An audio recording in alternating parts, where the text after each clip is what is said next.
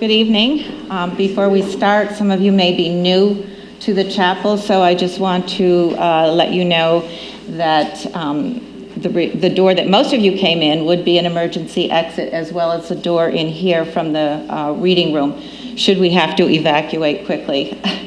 It has happened before. Also, you may want to know as you go through this opening here, and then an immediate right is where the restroom is. So with that business taken care of, we'll be ready to start. Now let me welcome you once again to St. James Chapel for the second of our 2014 Fireside Chats. Thank you all for braving this weather this evening. Really appreciate you being here. St. James Church has a long history with the Roosevelt family. FDR was baptized right here in the chapel in 1882, and later he served many years on the vestry, as well as eventually becoming the senior warden. In fact, the vestry usually met only when the president was back in Hyde Park. So presentations on the Roosevelt family are of special interest to us at St. James, as well as all of Hyde Parkers. Tonight's topic addresses FDR's passion for stamp collecting. His interest in the post office came at a very young age, as family members regularly sent him foreign postage stamps while they were engaged in trade agreements across the pond. He embraced the hobby as a means to learn more about geography and world history by documenting various facts relating to each stamp's origin. When stricken with polio in 1921, the 39-year-old found much comfort and intellectual stimulation from working with his growing stamp collection. So significant was its impact that he repeatedly credited his involvement with the hobby as having saved his life. When elected President of the United States, FDR appointed his campaign manager, James Farley, to the position of Postmaster General. This partnership between the lifetime stamp enthusiast and the savvy businessman would forever change the face of stamp collecting and the post office department. Our speaker tonight is local author, columnist, and history buff, Anthony Musso. I'm sure most of you, as I, have enjoyed his weekly Dateline columns in the Poughkeepsie Journal. The columns feature local historic venues, most of them not very well known, but each with significant ties to local history. This research resulted in his latest project, The Hidden Treasures of the Hudson Valley, Volumes 1 and 2. His earlier book, which we're going to discuss tonight, is FDR and the Post Office, A Young Boy's Fascination and a World Leader's Passion. Mr. Musso also writes regularly for a number of national magazines. So please help me welcome tonight Anthony Musso. Thank you. Thank you very much. Thank you. We have a nice audience here tonight. Thanks for coming out in this weather. First of all, I want to thank Sue DiLorenzo and the committee of the Fireside Chats for inviting me back for my second consecutive year. Last year we did Hidden Treasures of the Hudson Valley Volume 1. And maybe I'll come back in the future to do Hidden Treasures of the Hudson Valley Volume 2. For those of you that missed Volume 1, actually, I'm going to be giving that talk at Cranberries at 4 o'clock on Sunday. We do a little advertisement, too. It's all Hyde Park related, so it's all good. Sue called me yesterday, and she said, what do you think we should do tomorrow night? I was coming down pretty bad when she called me up, and I said, Sue, I have never had this presentation out of all the 5 different books that I do lectures on. I've never had this one canceled, and I credit that to the post office motto of neither rain nor snow. And in fact, I brought my notes in a postal thing. We do advertisement. I had a 38 career with the post office, so I still carry these around because my pension comes in. And that's a good thing. I was a writer, editor of a monthly magazine for the post office, and I was a media spokesperson, and that's how I really got started learning about, I kept seeing his name, Franklin Roosevelt, whenever I had to go research in the postal archives. And it's not unusual to see presidents' names. I've seen Kennedy and Nixon and Reagan and everybody else, but Franklin Roosevelt's name came up more and more. So one season, as a manager at my level, you either use your vacation time or you lose it at the end of the year, and I don't like giving anything back to the government for free. So I took the week before Christmas and New Year's off. I applied for a researcher's pass at the Presidential Library just to satisfy my own curiosity on Roosevelt and the post office. And I remember the first day I went up there, I said to the lady, could you bring me any material you have on Franklin Roosevelt's association with the post office? And when the third huge cart rolled behind me, I knew this was going to be more than my curiosity. I spent 40 hours there that week, started taking vacation time, and then of course, because I was in that field in the post office, I started using the archives down in Manhattan, and I was frequently in Washington, D.C., and I would use their archives, and 3 years later, a book came out of my curiosity. So that was a good thing. You know, when people think of Franklin Roosevelt, they think of different things. They might think of the president that restored the economy after the Great Depression. Other people think of the wartime president, the one that met with Stalin and Churchill, those high-profile meetings. And other people also think of Roosevelt as the only person in the history of our country to serve more than 2 terms as president of the United States. He was elected 4 different times, and that never happened again after that. And those are great accomplishments, but what really got overshadowed was the enormous impact that Franklin Roosevelt had on both the post office department when he was president and on stamp collecting in general. When Roosevelt was around, stamp collecting was thought to be a very trivial hobby. It was great for kids, but when you got to be an adult, it wasn't worthy of your time. That was the thinking at that time.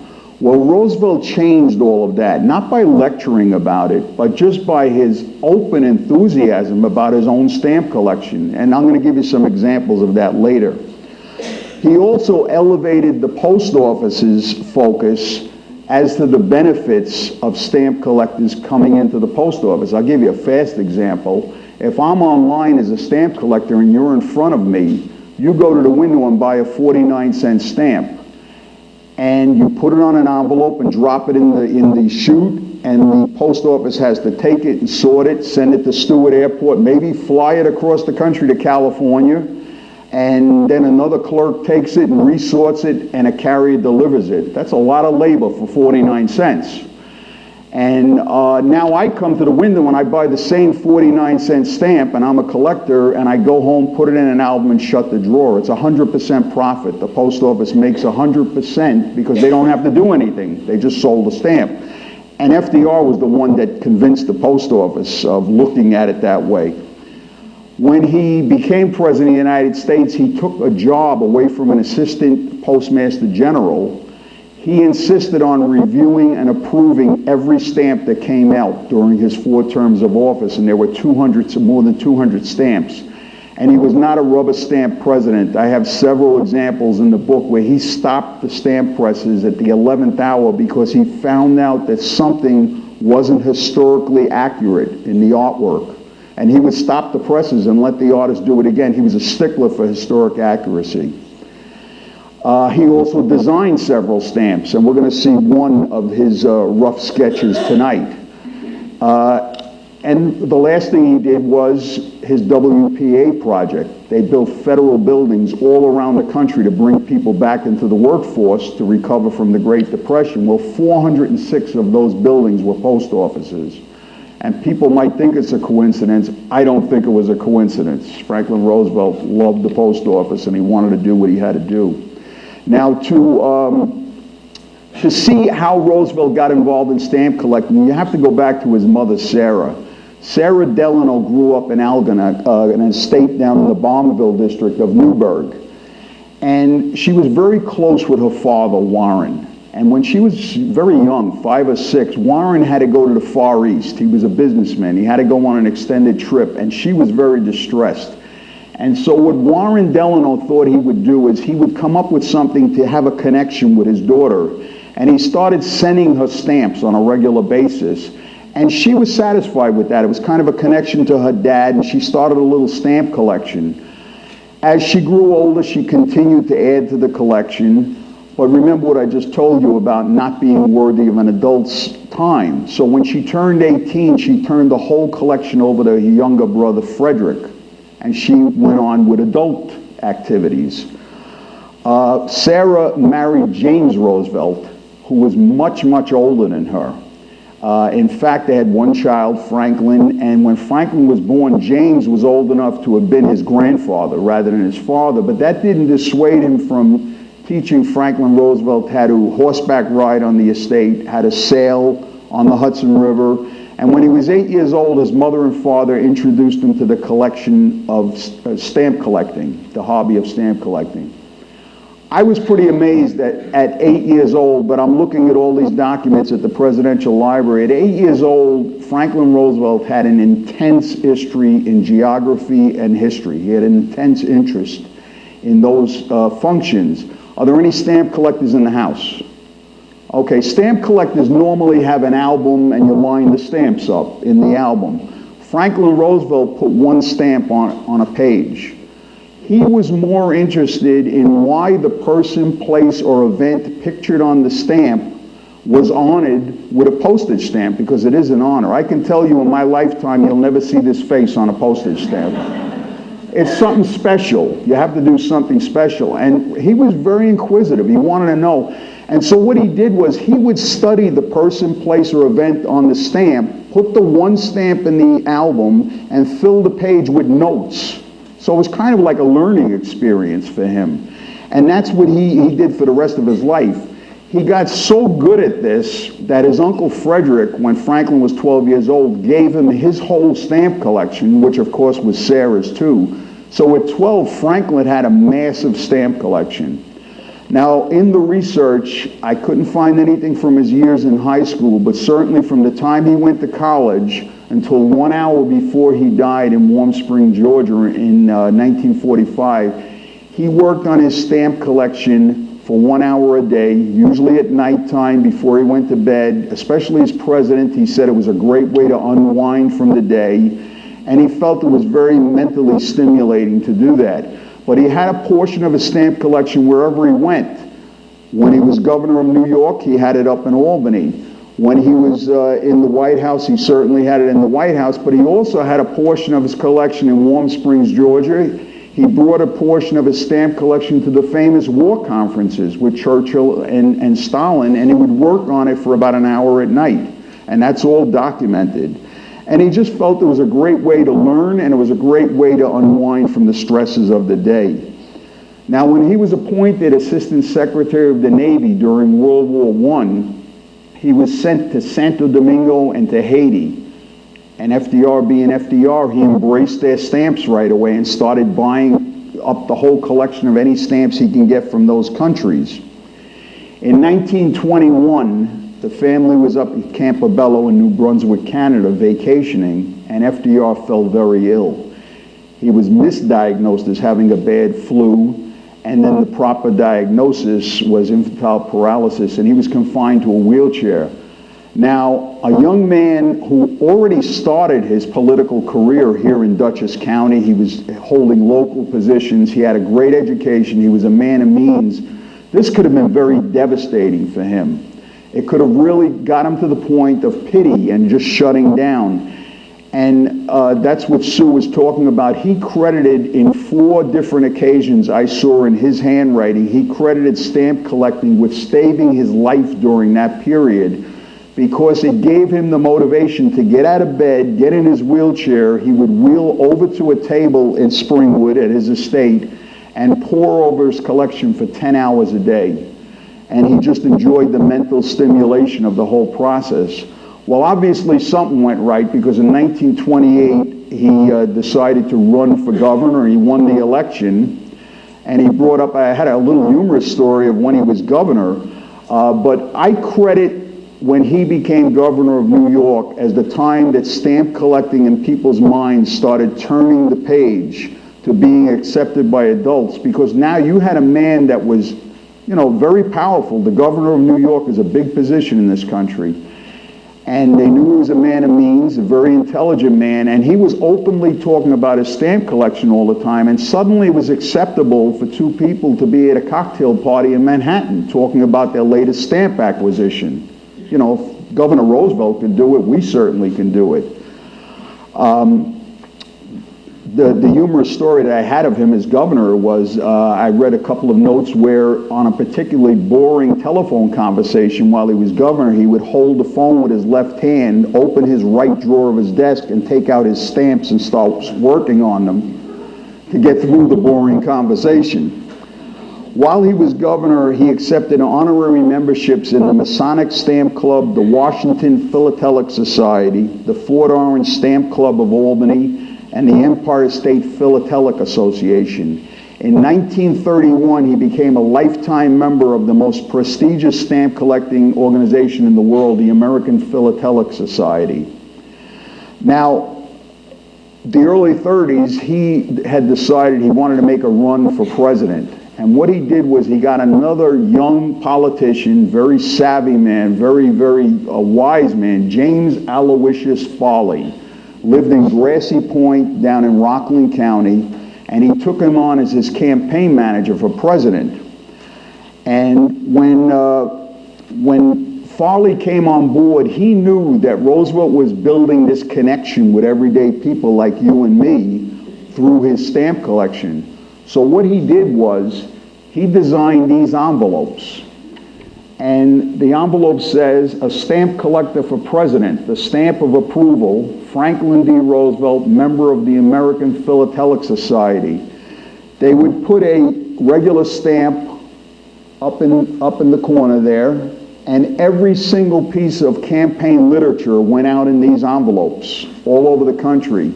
He just wanted to make the people know that Franklin Roosevelt's just like you. He's a stamp collector. He's no different than you because he's wealthy and he's a politician or whatever. Well, the process worked, and he beat Herbert Hoover by a pretty decent margin. And when he was sworn in, which was on March 4th, in those days they swore the president in March 4th rather than January 20th like today, one of the organizations that he joined while he was in Albany, the Empire State Philatelic Association, put out this commemorative envelope. They put what's called in the collecting industry on the left-hand side, it's called a cachet. It's just artwork related to what you're commemorating. And it says Empire State Philatelic Association. They have a March 4th, 1933, with a caricature of Roosevelt, a facsimile autograph underneath, and it was postmarked in Washington on March 4th. They basically put this envelope out because they were very proud to have one of their members in the Oval Office.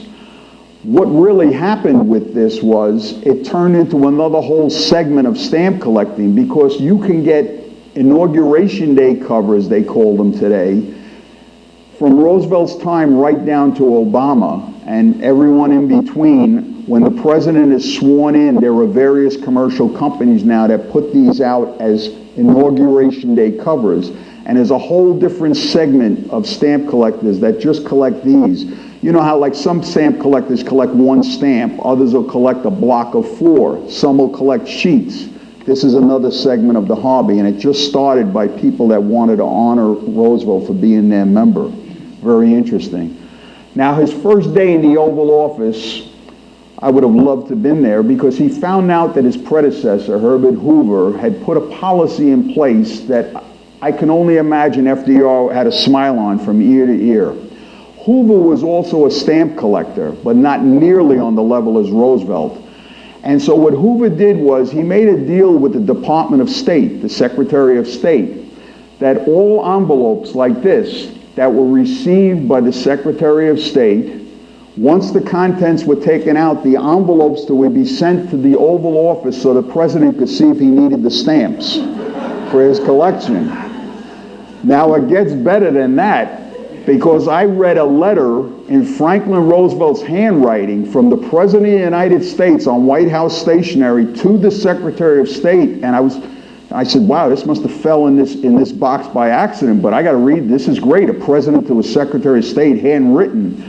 And in the letter, it was indeed postal related, because Franklin Roosevelt was yelling at the Secretary of State in writing, saying that he was accusing some of the Department of State people not sending him all the envelopes. And he wanted all the envelopes.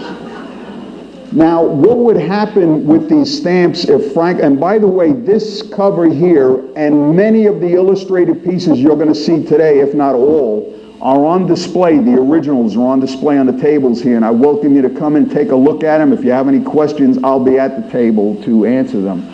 But I bought this in a secondary auction, and on the back it is stamped from the personal collection of Franklin D. Roosevelt. I bought many items because the book is very well illustrated, and I wanted to do that, so I bought a lot of items.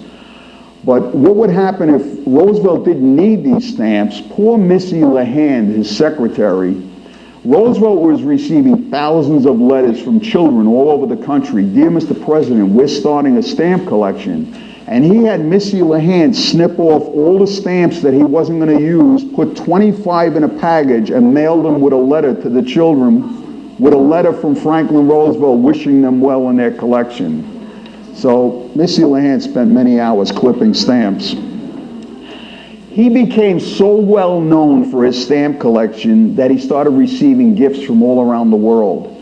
The Pope sent him a set of Vatican stamps.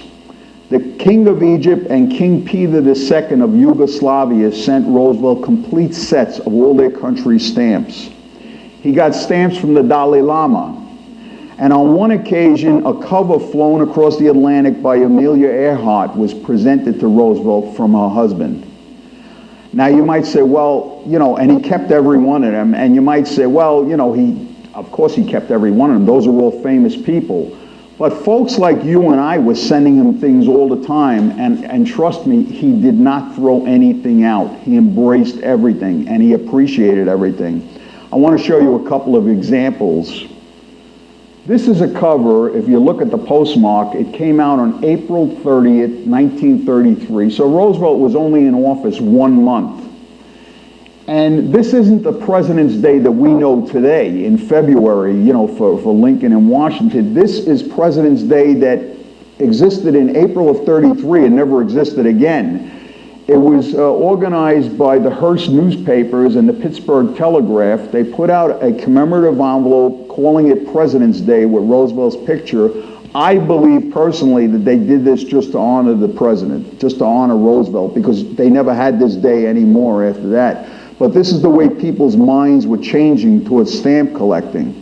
Now, people like you and I, Roosevelt's birthday, which they just celebrated at the Presidential Library, I guess a week ago, is on January 30th. Instead of sending Roosevelt a birthday card for his birthday, people from around the country would send him a commemorative envelope with his picture on the side, the nation's wish to our president, happy birthday. They would mail it to a postmaster and get it postmarked on January 30th. This one is postmarked in Washington, D.C., 1934, so this was his second year in office. And they would mail him this as a birthday greeting and also a part for his collection. Again, he saved every one of them. To commemorate a presidential cruise, they put out a cover in 1935, postmarked on the USS Houston. And this one, as you can see, was autographed in later years by Eleanor Roosevelt. And this was part of my collection. My personal collection is I collect autographed first day covers, so I had already had this in my collection. Anyone collect any items, coins, dolls, any kind of things, you'll know that the most important thing about collecting is you want to have the Holy Grail. You want to have something that no other collector in your field has.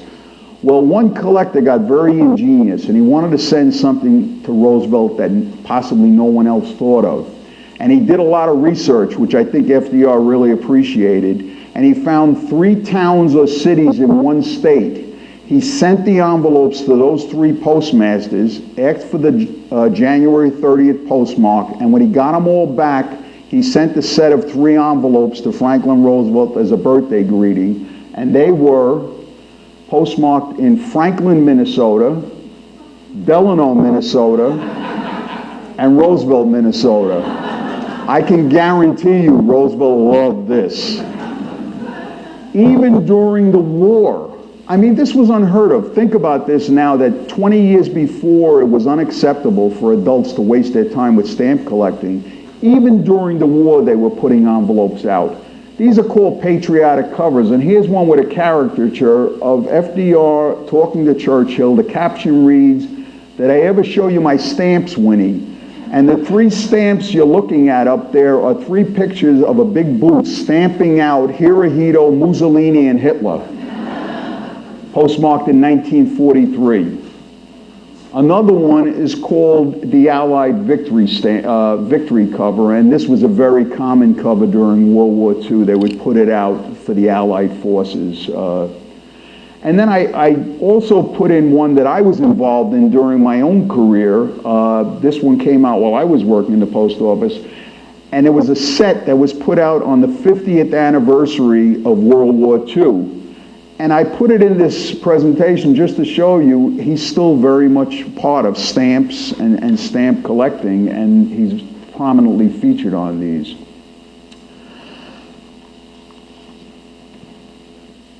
I said that James Aloysius Farley was his campaign manager when he ran for president, and this is Mr. Farley standing here with the black hat on.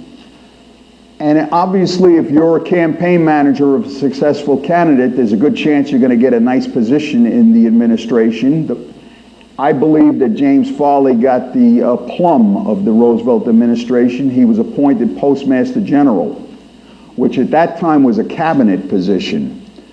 Let me just give you an idea of the accomplishments that Franklin Roosevelt, the president/stamp collector, and James Farley, the savvy businessman/postmaster general, accomplished when they were in office. First of all, do you remember about 15 or 20 years ago when baseball card shops started opening everywhere? They were selling the old Mickey Mantle cards, and people like me were running home and getting horrified when I found out my mother threw my cards out. Yeah. I told her she threw a mortgage out on me. Well, during Roosevelt's time, stamp shops were opening everywhere. Almost every town had a stamp shop. Farley never liked the idea that the first time people saw new stamps was when they went to the post office and they asked for a sheet of stamps and something new came across the counter. He said, we have to publicize stamps more. So he created what's called a first day ceremony. And what it is say there was a stamp of Roosevelt that came out. He might have some of Roosevelt's children talking at the ceremony. There would be a big veil over an enlargement of the stamp, and it always ended with the unveiling of the stamp. And it was a big ceremony, and the whole idea was to get the media out there to report it, and people would know that there were new stamps out. He wanted to keep that in people's minds. One item that Franklin Roosevelt suggested to Farley, he never liked the idea that you would walk into a post office as a stamp collector and you were trying to go through the stamps to see what was available, and someone was grumbling behind you for taking too long because they were holding a big package. So they created what they called the philatelic window, and that was only for stamp collectors. And you could take all the time in the world because the only person that would be behind you was another collector. If you go into the Poughkeepsie post office today, you walk straight ahead towards the counter and look all the way to your left, it's still marked philatelic window. It's still in there. I believe they use it for passports now because through the years with budget cuts and stamp collecting kind of dwindled, they use them for different purposes. But it is still marked philatelic window in the Poughkeepsie post office. Newspapers like the Poughkeepsie Eagle started running weekly stamp columns. Radio stations started having guests on to talk about the newest stamps and stamp conventions. So it was really becoming a very important part of social culture. To give you an idea of the impact that these two men had on the industry, When Franklin Roosevelt took office in 1933, there were an estimated 2 million stamp collectors in the United States. By 1938, that grew to 9 million. Now remember the illustration I gave you about a stamp collector going to the post office and putting the stamp in the drawer and closing it, 100% profit for the post office. Well, philatelic sales, or sales to stamp collectors, went from $300,000 in 1933 to $2 million a year by 1940. It was called the golden age of stamp collecting. Franklin Roosevelt started routinely going to every stamp convention around the country. He wanted to be a visible face. And you can see his signature along the side here. He always signed in green ink, James Farley. He would go around, and these men just created this hobby, an old hobby that really wasn't well accepted, and made it a real powerhouse. If you went into 5 and 10s, like my grandmother used to take me into 5 and 10s years ago, you might have seen a package like this, where you could buy 500 used stamps for 25 cents. Look who's in the center of that stamp thing. Yeah, there's Washington, and there's Teddy Roosevelt and Lincoln, but look who's in the center. It's Franklin Roosevelt all the way, and that's the effect that he had on this. And I also said that Franklin Roosevelt took away a job from an assistant postmaster general. He wanted to see every stamp, and he wanted to make his corrections and his observations on the stamp, and they could not print it until the president gave him final approval. I don't know how this man did any of his presidential work, but he was having a ball. The first, he did 206 stamps while he was president for 4 terms. And like I said, he sent some of them back, and he said they were historically inaccurate, and you're going to see an example of that now. But then he started doodling on paper and sending his sketches to the post office department. And this was the first stamp that came out that Franklin Roosevelt designed. Now you might say, well, wait a minute, that's Whistler's mother. Or Franklin Roosevelt designed the verbiage, designed where Whistler's mother would be laid out and everything. And that was the very first one. It came out on Mother's Day in 1934. And guess who got the first cover, the first sheet of stamps? Sarah. Here's an illustration now that Franklin Roosevelt, and bear in mind, Franklin Roosevelt was a lot of things, but he wasn't an artist. Here's an original Franklin Roosevelt sketch. And he routinely signed or initialed the sketch and put the date next to it. And this one was for his good friend, Admiral Richard Byrd's second Antarctic expedition. And you can see the lines on the top, 1927, and he's got the lines on the bottom, 1930. He's got all the lines, and this is, well, I want to show you what the postal artist did with this very rudimentary design. Little different. But ironically, this is one of the stamps that Franklin Roosevelt stopped from going to print, and he made the artist redo it because you see this line up at the top here that says 1926 or 1925? Well, that line was about half an inch further down, and he wanted no part of it. And they said, oh, no one's even going to know. And he said, I know. And he made the artist move that line up and redo it. It was literally ready to go on the presses. And that's how much of a stickler he was, for historic accuracy. Well, before I get into this, let me continue with the stamp parts of it. You may think that because Franklin Roosevelt was President of the United States and his good buddy Jim Farley was the Postmaster General, that Roosevelt got whatever he wanted, but that wasn't the case. At one point, Roosevelt suggested that they do a sheet of 10 different monuments around Washington, D.C., the Jefferson Memorial, the Washington Monument, and do a sheet of stamps on them. Well, the post office rejected it, because they just did 10 national parks, Yosemite, Arcadia, and they thought it would be redundant. A more interesting story that I found was, in 1940, the post office put out a set of stamps called Famous American Series, and that honored composers, poets, authors, and inventors. And when Roosevelt was reviewing the stamps, as he did with every one, he saw that in the Inventors Series, there was one honoring Cyrus McCormick, who of course invented the mechanical reaper. Well, Franklin Roosevelt was a lot of things, but he was first and foremost a politician with a long memory. And he called up Jim Farley right away and said, I need to see you in the Oval Office right away. And when Farley got down to the Oval Office, Franklin Roosevelt told him there is no way Cyrus McCormick is going to be in this stamp series. And Farley was very confused, and he said, what are you talking about? He was a great inventor. The mechanical reaper was a very, and he said, listen, his descendant, Robert, was the owner of the Chicago Tribune, and they wrote a lot of articles against the New Deal. And there's no way his ancestor's going to be on a stamp while I'm president. Well, Jim Farley was no shrinking violet either, and the men, by all accounts, were right in each other's faces, arguing back and forth, and they did what all politicians do eventually. They compromised. If you got that 1940 set, you will see that Cyrus McCormick is indeed in the set, but not before Jim Farley agreed to take him off the widely used 2-cent stamp and put him on the rarely used 3-cent stamp. Roosevelt wanted to minimize his face going around the country while he was president.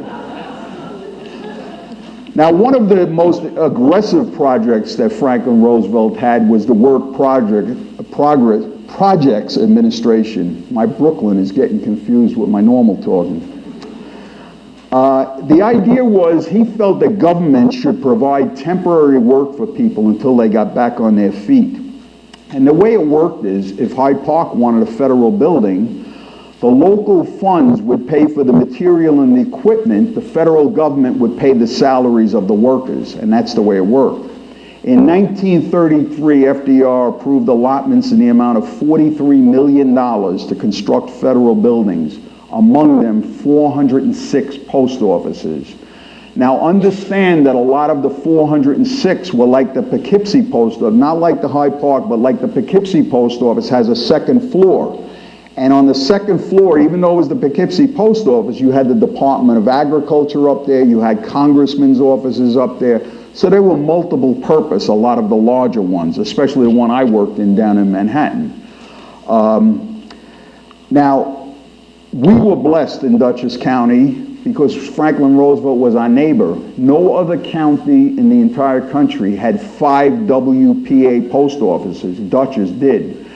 And they go from the south. The first one was Beacon, the old Wappingers Falls, which is the only one that's not a post office anymore, the Poughkeepsie Post Office, the Hyde Park Post Office, and the Rhinebeck Post Office. Those were all WPA post offices.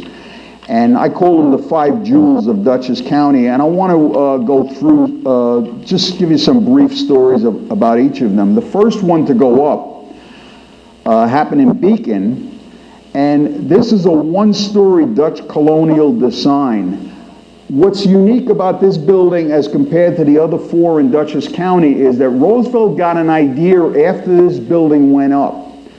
He wanted to bring pride back into the communities after the Great Depression. And so after this building went up, the other 4 buildings had to be modeled on a historic structure in that community so that when you saw it, you had a sense of pride. So this was the only one that wasn't designed after a famous building in the town. But what's unique about this building is you can see the exterior stone on this building. They took that stone from the old West Point Foundry, which was just south in Cold Spring, just south of Beacon. There were the ruins of the West Point Foundry there, and they reused these stones, which were estimated to be 180 years old at the time that they used this. This building was built in the spring of 1936. It opened in summer of 1937, and it cost $68,000 to build. Now, the next building was definitely the grand palace of his 5 post offices, and that was the Poughkeepsie Post Office. And you may say, well, why did he focus on Poughkeepsie? Well, it was the county seat. And what he did with this building was pretty incredible. First of all, I'll tell you that this is a larger version of the Dutchess County Courthouse, which sat 2 blocks south, the courthouse that was previous to the one that's standing there now. And the historical significance of that building is that's where the ratification of the Constitution for New York State took place. And Roosevelt was a history buff. So this is an enlarged version of that building. Now this is a 32,900 square foot building constructed 1937 and 38 at a cost of $330,000. Pretty incredible. The 48-inch tall, 3,500-pound bell up in the top cost $4,400, and they used to put poetry on the insides of bells in those days. Roosevelt said, no, I'm going to write the inscription for this one, and what it says inside, yeah, go figure. He had a lot of time. I don't think the man slept.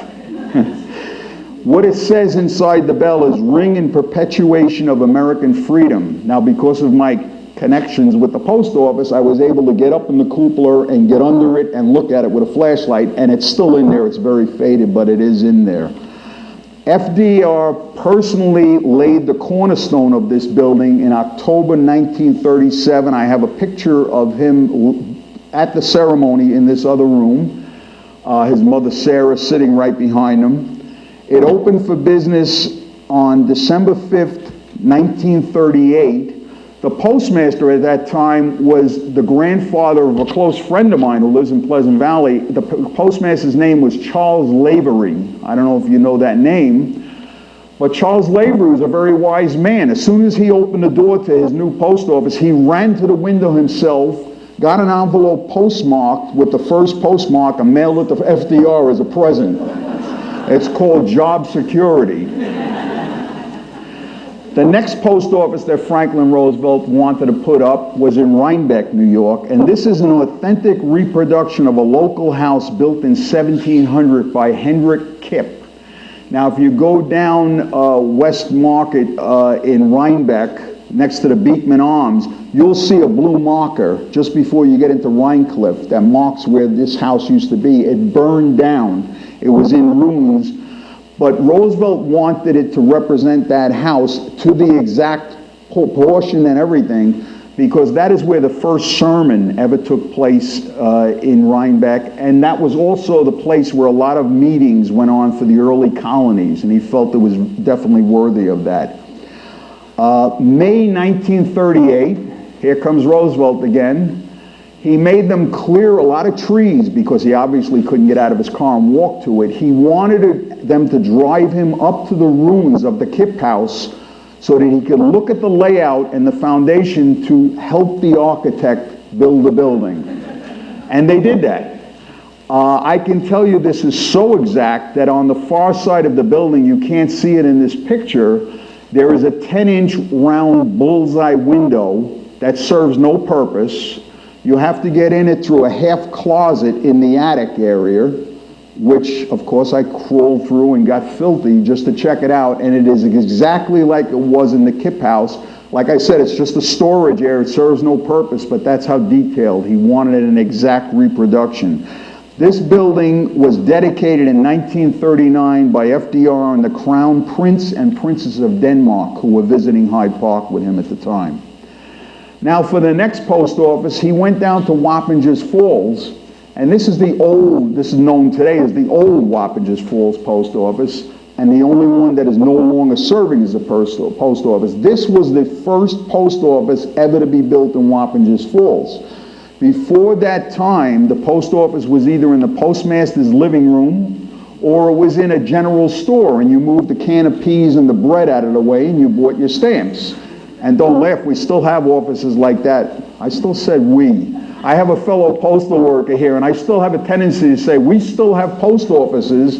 I'm not in the company anymore. Up in Sullivan County, though, there are places in general stores where you have to move the goods out of the way to buy your stamps. This is modeled after a building that is directly across the street from it, the Messier Brewer House, which is now owned by the Historical Society of Wappingers Falls. And Roosevelt originally wanted this building across the street from where it is in a lot that was is still owned by the church that is right there. And the pastor basically told him in a nice way, I'm sure, no, you can't put it on our property. And that's how it ended up on this corner. In 1988, this building had to close because if you remember the 80s, the influx of people coming into the area and the housing developments, they just couldn't shoehorn another letter carrier into this building, and they built another one 2 blocks east. This is now Village Hall. It was sold to the village of Wappingers Falls, and it's Village Hall. This was dedicated in 1939. It's a 5,100 square foot building, and it was built for $50,000. Pretty good cost, huh, John? Construction costs? I'll take that as a house. The last post office that he put up, because as we know, Roosevelt was not only a politician and a stamp collector, he was a very wise man, and he said, if I don't put one in my hometown, they're going to run me out of town. So he put one in Hyde Park, and most of you probably parked in that parking lot tonight, right across the street. FDR wanted to model it after the old 1760s Stottenberg homestead. Believe it or not, they couldn't find any images of it. So they located a pen and ink sketch of John Bard's house, which was located at that time between St. James and the Vanderbilt Barns, which was called the Vanderbilt Farm property. And what they did was, this was what John Bard's house looked like. They replicated it completely, and you could see they're still using that now familiar fieldstone. You could definitely tell one of his WPA buildings because it has that. And by the way, that fieldstone he mandated had to come from the local area. He didn't want you going to Pennsylvania or West Virginia to get it. You had to get it in the area. The furthest they went away was Cold Spring, and that was still in the area. So now, because Franklin Roosevelt didn't want to just create work for construction workers and electricians and plumbers, they had what they called a mural competition. He came up with the idea to further bolster pride in the community. He wanted murals inside each post office that reflected the history of whatever community the post office was in. The Poughkeepsie Post Office, they have 5 murals. He contracted 3 muralists to do it at a cost of $12,200. On the ground floor on the west wall is a representation of what Poughkeepsie looked like in 1839, looking over from Highland. On the east wall over the postmaster's office is a 1939 representation, which would have been contemporary because that's when the building was put up.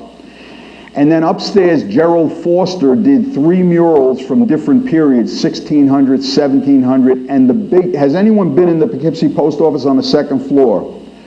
It's well worth your while to go up on that second floor and look at the ratification of the Constitution. It is a museum quality piece, and for that $12,000 that they spent, you couldn't buy that piece today. It's a beautiful representation. Of course, I did find numerous stories with Roosevelt because he was involved in every process of all 5 buildings and all the murals. And I picked up a letter one day that he wrote to an artist that did the 1839 view of Poughkeepsie. That's on the western wall if you ever go in the post office. It's right over the philatelic window. It's a long mural. And I remember the letter verbatim, and I'll give it to you right now. It said, "My dear Miss Klitgard, when I was a young boy, my father taught me to sail on the Hudson River. And at no time, in all the time I've been on the Hudson River, have I ever seen 4 sails on 4 different boats blowing in 4 different directions." The woman obviously took artistic license, and Roosevelt wanted no part of it. This is a section of that painting. It's a very long, long mural, but he made her correct all the sails. Because he said, you can't have flags blowing one way and a sail blowing. And she said, but Mr. President, it looks, and he said, no, go do it over. And when Roosevelt tells you to go do it over, you're going to do it over. Another post office I want to show you briefly is Rhinebeck.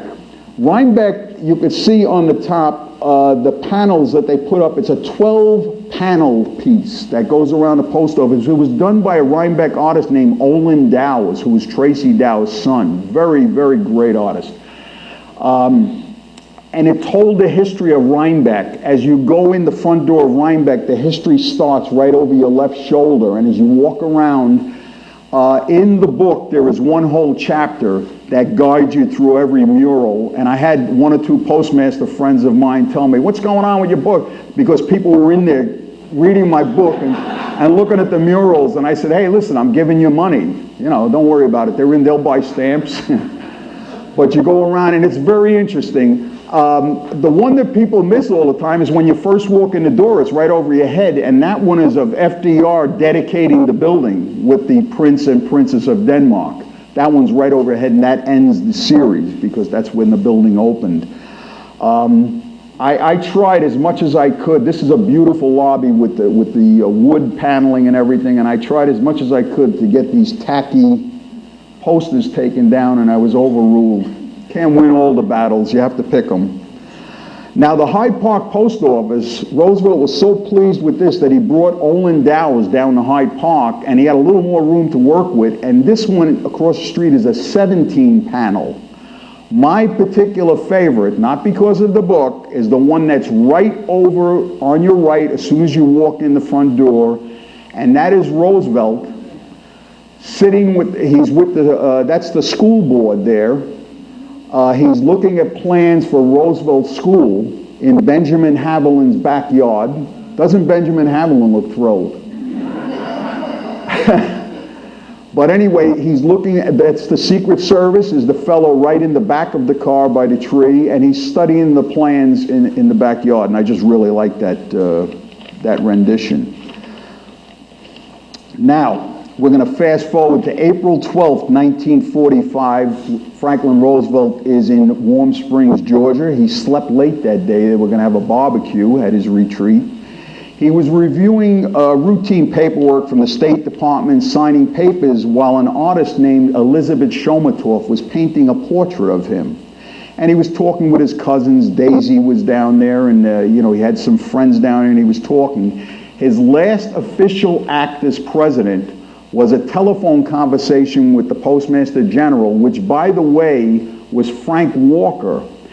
I have a whole chapter on this in the book, but after the second term of office, Jim Farley told Roosevelt he was very opposed to anyone going for a third term. It had never been done before, and Roosevelt said, well, I'm going to do it, and Jim Farley quit. And sadly, as much as they accomplished, the two men never talked again for their entire life. In fact, the next Democratic convention, Eleanor Roosevelt went to Jim Farley to try to patch things up, but he would have no part of it because he did not think it was right for Roosevelt to run for that third term. He was a political purist. But anyway, he had this conversation with his Postmaster General, Frank Walker. He approved the United Nations stamp, and he assured Mr. Walker that he was going to be at the ceremony in San Francisco in 2 weeks on April 25th, 1945. Half hour later, he reached up and touched his temple, slumped in the chair, and he died from a cerebral hemorrhage at 3:35 p.m. Now, collectors being collectors, someone ran right out and got what they call a death cover. Yes, there is a segment of the hobby that collects death. I've seen them for Elvis Presley. As soon as Elvis Presley's death was announced, stamp collectors ran out and got covers. This was the day Elvis died. But what this collector probably didn't understand when he was doing it, and I'm sure this artwork on the left-hand side wasn't on the envelope. It was probably a plain white envelope, because how would he know? And then they added that later.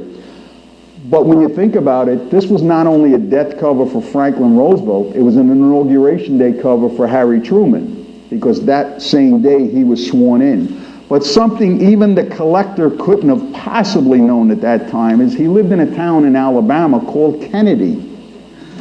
And the postmarks are Kennedy, Alabama, and who would have known that 15 years later we'd have another Democratic president named John F. Kennedy.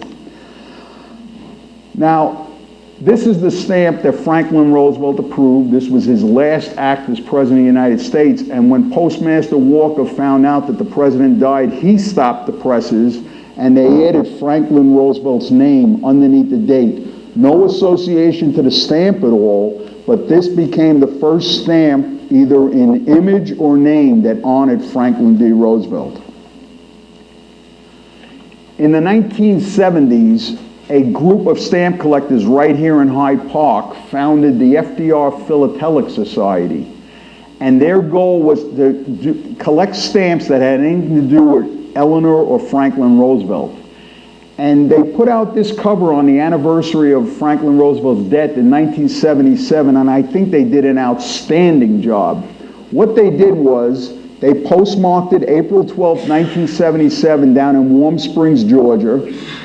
They franked it with this last stamp that Franklin Roosevelt ever approved, which was the United Nations, and they put 2 other Franklin Roosevelt commemoratives on it. The cachet or artwork on the left-hand side is the portrait that Elizabeth Shomatov was painting of Roosevelt. When he passed away, she put the brush down and she never added to it. Today it's known as the unfinished portrait. And then they had Elizabeth Shomatov personally autograph the cover. This is a jewel in my own collection, and I was happy to put it in this thing. But as you can imagine, tributes and postal tributes especially started coming from everywhere. Now here's a cover, and the next 3 covers I show you, I'm going to point out something special. Here's a cover honoring Roosevelt from Cuba. But I want you to take note of the cachet or artwork. He was the President of the United States, and yet they have him in the artwork looking through a magnifying glass as his stamp collection. That's how well known he was for his collection.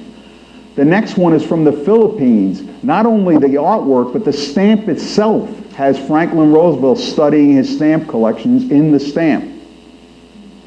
And then this was the first stamp that had his picture on it by the United States. And again, the artwork or cachet has him with his stamp collection. So this wasn't light. You know, people today really don't know the extent of it, but it was very, very well known back in the 40s. Franklin Roosevelt and stamps went together. Now this might be hard for you to understand. It's not so hard for me to understand because I have 2 children who are 27 and 32, and I have thousands of autographed first day covers, and they don't want a single one. Well, when Franklin Roosevelt passed away, not one member of his family wanted any part of his stamp collection. Now his son James was the executor of the will. And he thought and thought about it, and he said, I think what my father would want is for other collectors to have parts of his collection. And so he hired H.R. Harmer Incorporated to handle the auction. He got an expert, George Sloan, to come to Springwood and appraise the collection. And to tell you how little the family knew about FDR's stamp collection, he told George Sloan, you're probably going to have about 20 albums and maybe 3 or 4 cartons that they brought up from Warm Springs in the White House. Well, when George Sloan arrived, he found over 150 albums and about 50 to 60 army containers full of stamps like the ones that I have in mind that I bought to illustrate that he never got to yet. He was just working his way through it. He appraised the entire collection at $85,000, which a lot of people are very surprised that it's that, you know, that was a lot of money, but they figure Roosevelt, man of means, he would have had. But you have to understand that Roosevelt never really looked at it for the money. He didn't care if the stamps had a bent corner. In fact, he was criticized in a stamp magazine for handling the stamps with his hands rather than tongs. And I thought it was amusing that the man that made stamp collecting what it is was being criticized, and he would tell them, I don't care if I get my oil of my fingers on the stamps, they're my stamps. And so he appraised it at $85,000. There was so much in the collection that it took Harmer 4-part sale over 7 days, and when the final gavel fell, they had raised $225,000. Everyone wanted a piece of Roosevelt's collection. I just want to conclude before, and I'll take some questions. FDR, despite his considerable wealth, never viewed or assessed his stamp collection for its monetary value, but always for the education that you can get if you studied a person, place, or event on a stamp. And that was his total focus throughout his lifetime. And he did so much for this hobby, and he learned so much in his own words from it. And I'd be happy to take some questions now if you have any. Yeah. You mentioned the second floor of the post office. I haven't been up there. Yeah. I assume from your comment that it's public. Yes, it is. Occasionally late at night, I'll drive by to get to the post office and I'll see lights on upstairs. Sure. And I figure they got them on accidentally, but what's up there? Now satellite office up there, but I can assure you I shut my light out. I've been gone since 2008. There used to be a congressman's office. They moved out. As far as I know right now, the credit union for the postal workers is up there. The postal inspectors is up there. And if you're going there at night, likely that's the postal inspectors are up there because they work 24 hours a day. They're overseeing a lot of different things. So any lights on the second floor would be the postal inspectors. But a lot of the offices up there now are vacant and used for training. They're like conference rooms. They have meetings up there now. A lot of the tenants moved out that we had, like I'm doing it again. The congressmen and people, they moved out. They got different quarters. Yes? About 10 years ago, I took a tour of the thing. Somebody showed me a small elevator that could fit, they told me could fit Roosevelt and a Secret Service guy. And then underneath the front steps, there's a tunnel that goes down to the bar line. And this was in case you... Oh, no, it goes further than that. Well, I mean, that's what that was the access. There is a tunnel, secret tunnel, and we were never allowed to talk about the secret tunnel. They built a tunnel, and there were a lot of theories to that tunnel. If you go in fact, I was just in that tunnel 6 months ago being filmed for a documentary on structures in Poughkeepsie, and they called me up, and I went down there and crawled through the tunnel, and they filmed me in there. That tunnel goes from the basement of the Poughkeepsie Post Office all the way to the Armory. There was once a shoot-off that went to the Dutchess County Courthouse. Now that has all been bricked up, as has the entrance at the Armory for security reasons. Otherwise someone could just walk into the post office from the Armory. So that's all been blocked up very much. I mean, very thick, walls and everything they put in there. There was a theory that if Roosevelt was up in Hyde Park, visiting Hyde Park, and something broke out, a war broke out or something, they would get him there and no one would know where he was because he had access to this underground tunnel. In more recent years, from the research I did, because curiosity and me get along very well, and I dug into it, that was more of a civil defense type of deal where they kept provisions down there, and and that would have made more sense because it was connected to the Armory. The original stories were very interesting. How they were, I could only picture them wheeling Roosevelt in his wheelchair through the thing. It was very rough ground, and that's what triggered off a lot of them, because I had trouble walking through there, and I said, "There's no way they can get a wheelchair in," because I walked pretty far in. And then I turned around and came back, but it's very uneven ground and up and down. It's just a very, rough tunnel. So I believe they were putting provisions in there. It was like a civil defense type of deal. It's rough. It's there, but it's rough. The flooring is very rough and uneven. The walls are still intact. I didn't go as far down as the Armory because I started hearing little critter noises around me. And I've been up here for 30 years, but I was born and raised in Brooklyn. That makes me very nervous, critter noises. There are lights, yep. There are lights that go the whole length. Which for the filming, the postmaster replaced all the lights, so they obviously worked. I don't know that they worked before that, because no one had been down there for years. When Kids Expo had their first Kids Expo, I helped the postmaster out there, and we would take kids on tours of the building, and when we got down there, some wise guy letter carrier had taken a pair of postal pants and stuffed it with newspapers and had it sticking out of the side and said, "This is where we put the people that don't sort the mail fast enough." And I heard one little kid say, "Geez, I don't want to work for the post office." So, yeah. So yes? For first aid covers, is the cachet designed by the post office or responsibility? No. The post office puts out first aid covers with no cachet. You can buy them on their website, usps.com, with no cachet.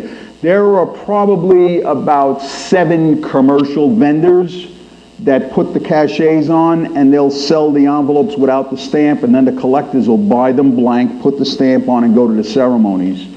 I was actually, toward the end of my career, I was very happy to be the national coordinator for 5 first day ceremonies, and that's why I saw a lot of these people showing up with the covers and all of that. The very last one that I was in charge of was the Purple Heart stamp, which I had at Washington's headquarters in Newburgh, which is where the first Purple Heart was. It was called the Badge of Merit, but was presented, and that was quite an event. We had 1,200 people at that, so I guess we got the media attention, and that was good. Any other questions? Well, I'm going to be here. I'm not running anywhere, so if you have questions or you want to look at the displays or anything, I have the books here for $15 if you're interested in that. But if you're not, please come and look at the artifacts, and I'll be happy to explain anything. And Sue and the committee and all of you folks, thank you very much.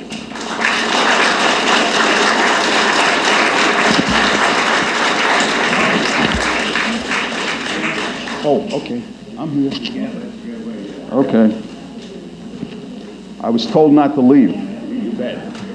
I can't believe the enthusiasm. We love the enthusiasm you bring to our Fireside Chat series.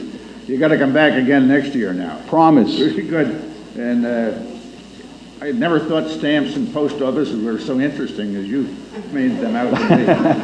But see, let me tell you a little tidbit of a history here. There's a lady came in this evening, and her father-in-law is sitting, I don't know whether he's sitting on the running board or that board, but he's at that meeting when they were designing the school district. Oh, no there. kidding. Mrs. Horton. Oh, right here. Here she is. Oh, really? Very interesting. Very interesting. Yeah. See, there's always things like that happen when I talk in Hyde Park. Only in Hyde Park. Now, here's a little gift for you. You can use this when you're looking at your stamp collection and stamp book. Oh, okay. Thanks very much. Thank you very much. For coming. John and Gloria Golden, of course, very friends of mine. And last year they gave me the history of St. James. And I told them in another event, I said, you know, I was opening the book, and I told you I collect autographs, historical autographs. And Gloria's father, the Reverend Kidd, a picture was in the book, and he had autographed it in fountain pen under the book. And you didn't know about that, and I said, do you want me to give it back? I don't know what to do, but it is a treasure in my collection right now, and it's a very interesting history. Thanks for coming, Tom. Thank you. Thank you. Okay, thanks.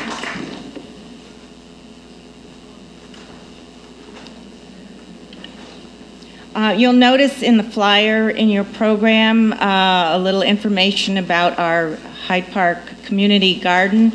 And Deb Belding is here tonight, who is the inspiration for that garden. And I'd like to have her come and tell you a little bit about it.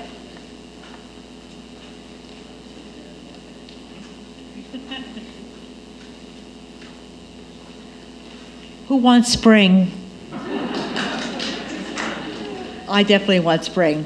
This is the third year of the Hyde Park Community Garden, located on the grounds of St. James Church in the old baseball field, which was on the corner of Vanderbilt. That's along that section that we took over that defunct baseball field, and we made this into this beautiful, vibrant community garden that last year grew thousands of pounds of fresh vegetables that we donated 100% to the Hyde Park Food Pantry and Meals on Wheels in Hyde Park. Thank you. Thanks so much. So now we need a fence because those deer get in the way, and with groundhogs, they're happy over there too. And so we're asking the community if they could help us with that. We would very much appreciate it, and that's what the flyer is for. So whatever you can give is very much appreciated because it's going to go to our fence. So thank you very much. And so you want to say another word and enjoy the refreshments coming up. I just wanted to have you take note of some special thanks for some people that helped make this program possible. Certainly John and Gloria Golden, who started out with me the first year that we did them as part of our bicentennial celebration, and have been part of helping them help us put them on each year. Also, Bill Millard, who's over here in the corner, who is our audio-visual person. We have wires all over the place. Herb Sweet, who is in the back, recording the program for cable TV. And Joanne Lown, who is coordinating the reception in the reading room. And there are a lot of other volunteers that are working behind the scenes that help make this possible each month that we do these chats. So a big thank you to all those people that are involved in making this possible. We thank you all for coming tonight to this very informative program. And on the back of your program, you will see the rest of the chats that are scheduled, 2 additional chats, and we do hope that you'll come to both of them, or if not that, at least one. And now Mr. Musso has a wonderful display set up in the reading room that he talked about during his program. So we do hope that you'll stop by and check it out. And he has a copy of his book for sale as well. So please go in and have some refreshments and take a look at the display. Give us a couple seconds to put the chairs away, and then please join us. And thank you again for coming.